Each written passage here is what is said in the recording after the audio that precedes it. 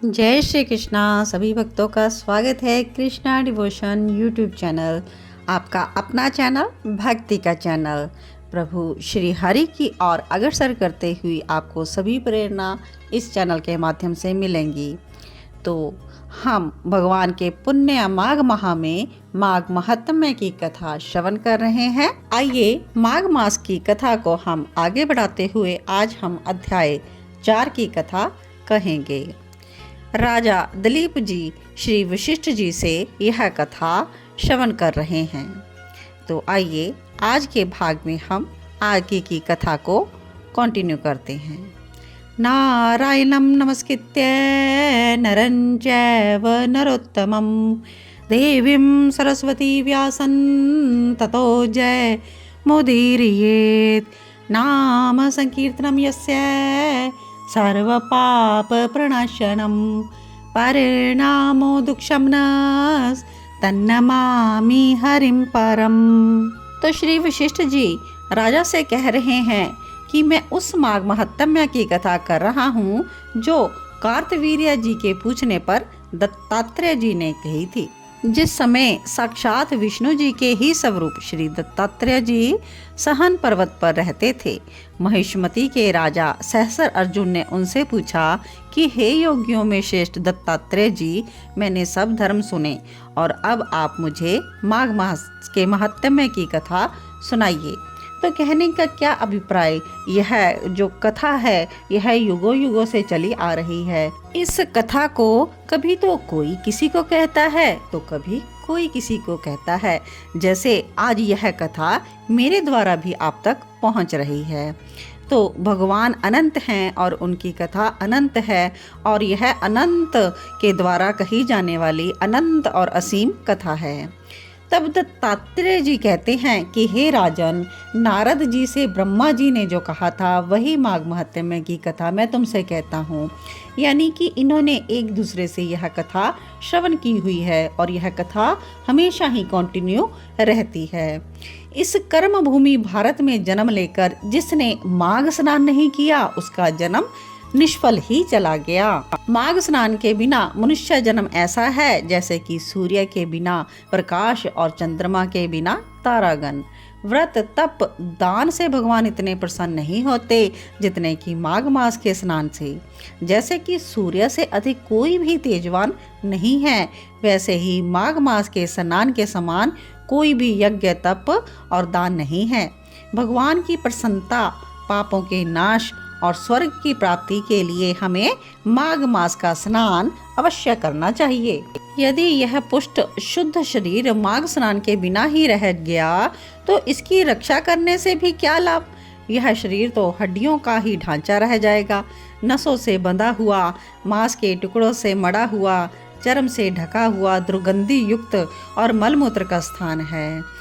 क्योंकि यह तो जो शरीर है यह बाहर से तो बहुत सुंदर दिखता है, लेकिन इसके अंदर तो यही हड्डियों का ढांचा, नसें, मांस और चर्म से ढका हुआ है। यह शरीर शोक, बुढ़ापा और अपत्तियों से घिरा हुआ यह पूर्ण रोग का घर है।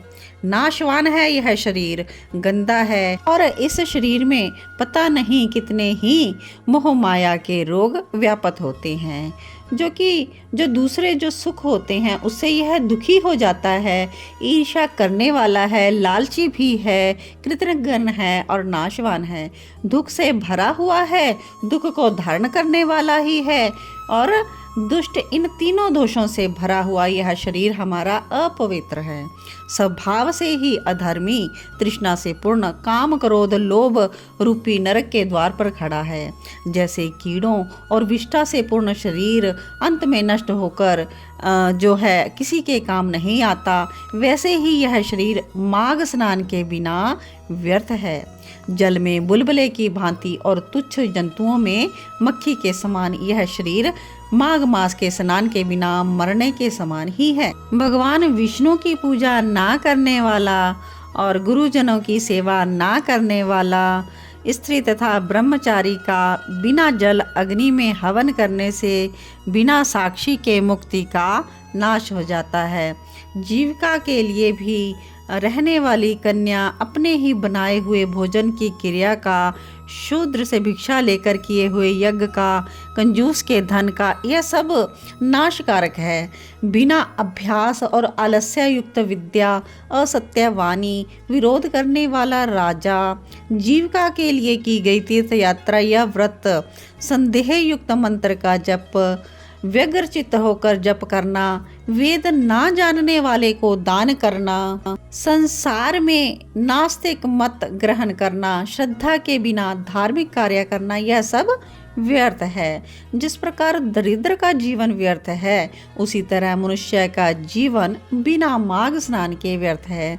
मकर के सूर्य में जो मनुष्य सूर्योदय से पहले स्नान नहीं करता, वह भी पापों से छुटकारा पाकर स्वर्ग में जा सकता है। माघ स्नान का समय आने पर सब पाप जानकर यह कांपने लगते हैं कि जल में स्नान करने से हमारा नाश हो जाएगा। मेघों से मुक्ति पाकर चंद्रमा के चमकने की तरह श्रेष्ठ मनुष्य माघ स्नान से अग्नि के समान प्रकाशमान हो जाते हैं। वाणी, मन तथा कर्म से किए हुए सभी महापाप मकर के सूर्य में स्नान मात्र से ही अग्नि में ईंधन की तरह नष्ट हो जाते हैं। सज्जन पुरुष माघ स्नान करके स्वर्ग में जाते हैं और पापी लोग पवित्र हो जाते हैं। हे राजन, इसमें कुछ भी संदेह नहीं करना चाहिए। विष्णु भक्ति करने की भांति पाप नाश करने के लिए माघ स्नान करने का सबको अधिकार है। यही सबसे बड़ा तप और प्रायश्चित है। जिस तरह जन्म जन्मांतर के अभ्यास से आध्यात्मिक ज्ञान की वृद्धि होती है, उसी प्रकार माघ स्नान में भी मानव की रुचि उत्पन्न होती है। यह संसार रूपी कीचड़ को धोने की जो पवित्र वस्तु है, यह है माघ स्नान। हे राजन, जो सब इच्छाओं का फल देने वाला माघ स्नान है, वह इसको नहीं करते, वे चंद्र और सूर्य के समान भोग को कैसे भोग सकते हैं। अर्थात हमें माघ का जो स्नान है, यह बहुत ही पुण्यमयी है, इसको व्यर्थ नहीं जाने देना चाहिए। अपना जीवन रहते हुए माघ स्नान से हमें पुण्य एकत्रित कर लेने चाहिए। तो इस प्रकार से हमने गुरु वशिष्ठ के द्वारा राजा जी को सुनाई हुई माघ मास महत्म्य अध्याय 4 की कथा श्रवण की। आगे की कथा हम कंटिन्यू रखेंगे नेक्स्ट पार्ट में। तो आप सभी भक्तजन कृष्णा डिवोशन चैनल से जुड़े रहें, कथा का लाभ लें और अपने जीवन को श्री हरि के चरणों में ज़रूर लगाएं। जय जय श्री राधे। श्रीमन नारायण नारायण नारायण भजमन, नारायण नारायण नारायण लक्ष्मी, नारायण नारायण नारायण।